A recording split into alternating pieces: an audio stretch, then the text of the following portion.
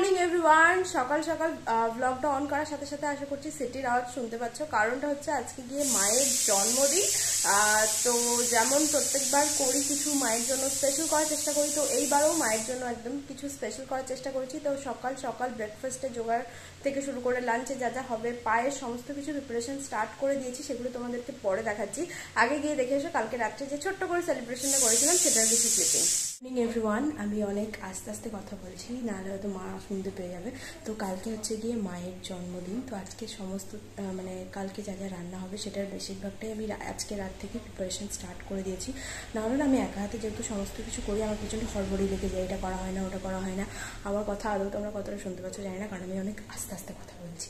তো আজকে সন্ধ্যাবেলা গিয়ে আজকে যে রাত্রে 12টার সময় মাকে কেকটা কাটাবো সেটা নিয়ে চলে এলাম।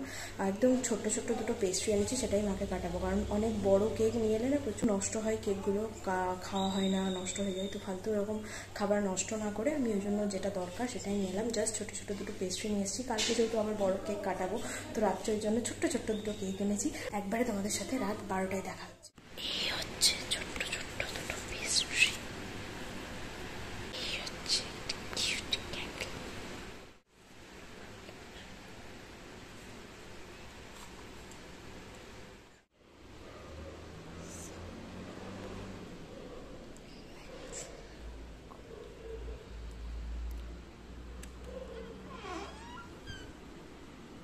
Happy birthday to you.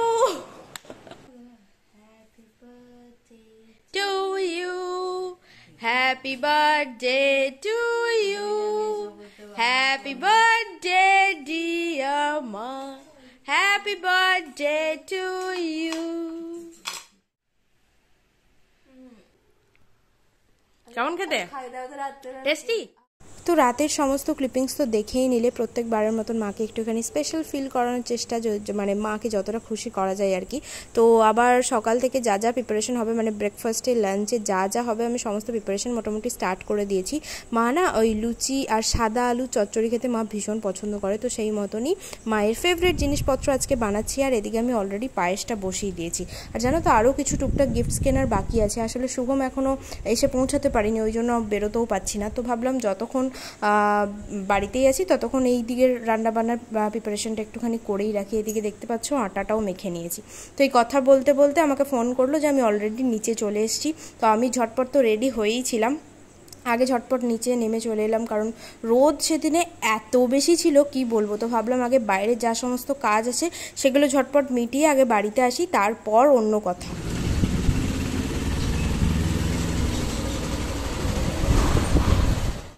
তো সবার প্রথমে আগে মিষ্টিটা নিয়ে নিলাম, মানে মা যে যে মিষ্টিগুলো খেতে পছন্দ করে সেই মিষ্টিগুলোই শুভম কিনেছে। তারপর আমরা চলে গেলাম কেক নিতে। ওখানে গিয়ে দেখলাম জাস্ট এইমাত্র গাড়ি এসছে, তো ওরা কেক সেট করছিল, তো আমাদেরকে একটু ওয়েটই করতে হলো। যাই হোক, তারপর কেক নিয়ে আমরা বেরিয়ে পড়লাম। ভেবেছিলাম মায়ের জন্য একটু ফুল অথবা গাছ নেব, কিন্তু সে তো আর হলো না, কারণ এই গরমের মধ্যে কেউই আর কি গাছ নিয়ে বসেনি। তো শেষমেশ কিছু না পেয়ে আমি মায়ের জন্য দুটো ফুলই নিয়ে এসেছিলাম। আর এখানে দেখতে পাচ্ছ ফুলগুলো কি সুন্দর। এই ফুলগুলোকে কি বলে আমি জানি না, যতদূর সম্ভব মনে হয় এগুলোকে জারবেরা ফুল বলে, if I am not wrong. তো তারপর মাকে ফুল দুটো দিলাম। আশা করছি মায়ের ভীষণ ভালো লেগেছে। মায়ের মুখে হাসি দেখে তো বুঝতেই পারছো মা একটু একটু খুশি হয়েছিল, কারণ ওই মানে একদম তাজা ফুল ঘরের মধ্যে সাজিয়ে রাখতে না ভীষণ ভালো লাগে। তবে এই ফুলগুলো সেরকম কোনো গন্ধ ছিল না। আসলে আমি জানি না এগুলোর আদৌ এরকম কোনো গন্ধ হয় কিনা, তবে দেখতে বেশ সুন্দর ছিল আর মায়েরও বেশ পছন্দ হয়েছে। তো এরপর মাকে দিদা আশীর্বাদ করবে, আর আমি যে ব্রেকফাস্টটা মায়ের জন্য বানিয়েছিলাম সেগুলো এখন মাকে দেবো।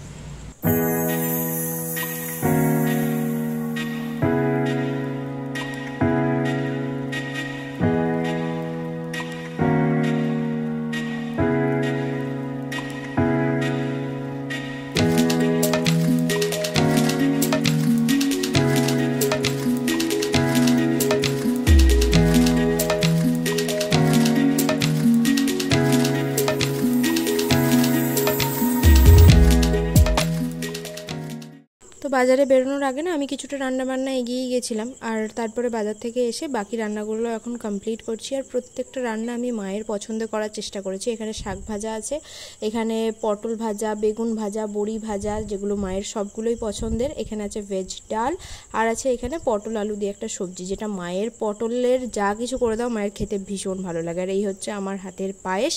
তারপর মাকে এখানে সমস্ত কিছু রান্নাবান্না করে এখানে গুছিয়ে সুন্দর করে খেতে দিয়েছি। প্রত্যেকটা মেনু আমি তোমাদেরকে দেখাচ্ছি। দেখো, এখানে আমি করেছি পটল আলুর সবজি, এখানে আছে ভেজ ডাল, তার সাথে এখানে 7 রকমের ভাজা আছে, পাঁপড় ভাজা নিয়ে, এখানে আছে স্যালাড, এখানে ফিশ ফ্রাইয়ের আদলে আমি করেছি সয়াবিন কাটলেট, তার সাথে আছে এখানে রুই পোস্ত, আর আছে হচ্ছে পায়েস আর মিষ্টি দই, সমস্ত কিছু দিয়ে একদম সুন্দর করে মাকে সাজিয়ে গুছিয়ে এখন খেতে দিয়েছি। তার সাথে অবশ্যই আছে আমের চাটনি।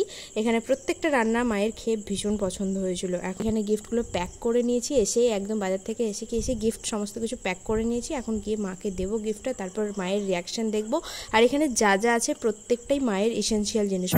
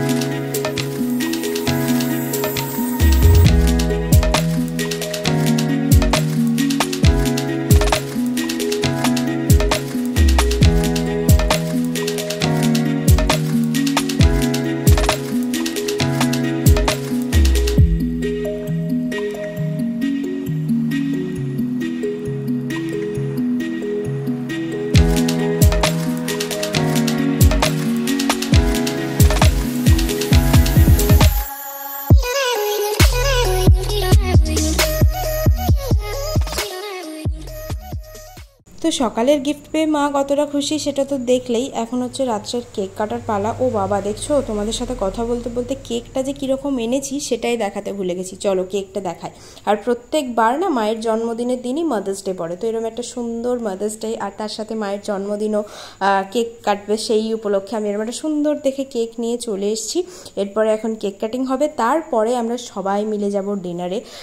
মানে মা আজকে আমাদেরকে ট্রিট দেবে। তো এই হচ্ছে কেকের ফাইনাল আউটকাম, মানে কেকটা কেমন হয়েছে সেটা তোমরা অবশ্যই জানিও। তো আমরা এখানে ঝটপট করে সবাই রেডি হয়ে গেছি। আর এই যে দেখতে পাচ্ছ সেম পরেছি, কিন্তু এটা আমি জোর করে পরিয়েছি, এরম পরতেই হবে। আর দিন রাত ক্যামেরা দেখলেই চুল ঠিক করতে থাকে, কি আমার মতন একটুখানি কথাবার্তা বলবে সেসব তো নেই, ক্যামেরা দেখলেই লজ্জা পাই, তবু চুল ঠিক করতে গিয়ে কীরম করে ফেলেছে দেখো। যাই হোক, চলো এরপরে কেক ফেক কাটবো, দিয়ে আমরা বেরোবো সবাই মিলে। কিন্তু সবাইয়ের মধ্যে বাপি যেতে পারবে না, কারণ বাপির তো অলওয়েজ কাজ থাকে। আর বাপি না এসব বাইরের খাওয়া দাওয়া একদম খুব একটা পছন্দ করে না, খুব মানে হয়তো 6 মাসে একবার কি বছরে একবার এরকম খাওয়া দাওয়া করে। তাছাড়া বাপির বাইরের খাবার একদমই পছন্দ নয়, সেটাও বলতে পারো। তারপর বাপির কাজ আছে, ওই জন্য বাপি আমাদেরকে জয়েন করতে পারলো না। বাট হ্যাঁ, নেক্সট টাইম আমরা সবাই একসাথে যাবো।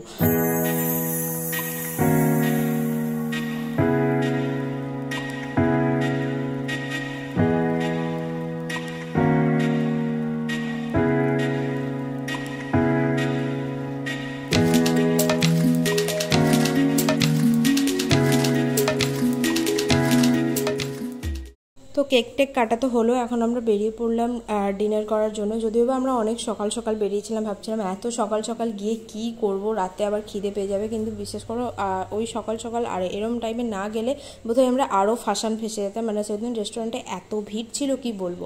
তো মা তো বেরিয়ে গেল দাদার সাথে, আর এখানে আমি আর রানী বেরিয়ে পড়লাম সোহমের সাথে। তো সেদিনে যেহেতু সানডে ছিল, রাস্তা একদম পুরো অন্ধকার, আর রেস্টুরেন্টে ঠিক ততটাই রাশ। মানে বিশ্বাস করো, আমরা পাক্কা 2 ঘন্টা ওখানে এমনি বসেছিলাম অর্ডার দেওয়ার পরে। তো আমরা ভাবলাম যে যখন লেট হচ্ছে তখন ওখানে বসে কিছু স্ন্যাক্স খেয়ে নিই, তারপরে পার্সেল নিয়ে বাড়ি যাব, মানে যেহেতু এত ভিড় ছিল। কিন্তু কি হলো যেন, লাস্টে পার্সেল চলে আসার পর তার মানে আধ ঘন্টা পরে আমাদের কাছে স্ন্যাক্স আসছে। মানে সেদিন পুরো ফার্স্ট্রেটেড হয়ে গেছিলাম। বেরিয়ে কেমন লাগছে? কি খাবে তুমি? কেমন লাগছে সেটা বলো না। ভালো লাগছে। আমি না মাকে বারবার জিজ্ঞেস করছিলাম জানো তো যে মা তোমার আমাদের সাথে বেরিয়ে কেমন লাগছে, কারণ মা কি বলো তো, মা না মানে আগেও অনেকবার বলেছি কিন্তু মা না রেস্টুরেন্টে যেতে চায় না। তার একটা কারণ আছে, মা হচ্ছে চিকেন বা চিকেনের ছোঁয়া কিছু খেতে খুঁজে না, ওটা মায়ের ভালো লাগে না। তো ওখানে গিয়ে আমাদের আজকে ভাগ্য খুলে গেছে, মা আমাদেরকে ট্রিট দেবে, তাও আবার মা বলেছে আমি তোদের সাথে যাব। এটাতে আমরা সবথেকে বেশি খুশি হয়েছি। তো দেখা হচ্ছে তোমাদের সাথে নেক্সট অন্য কোনো ভিডিওতে। এই মায়ের বার্থডে স্পেশাল ব্লগটা তোমাদের কেমন লাগলো অবশ্যই লিখে জানিও। বাই।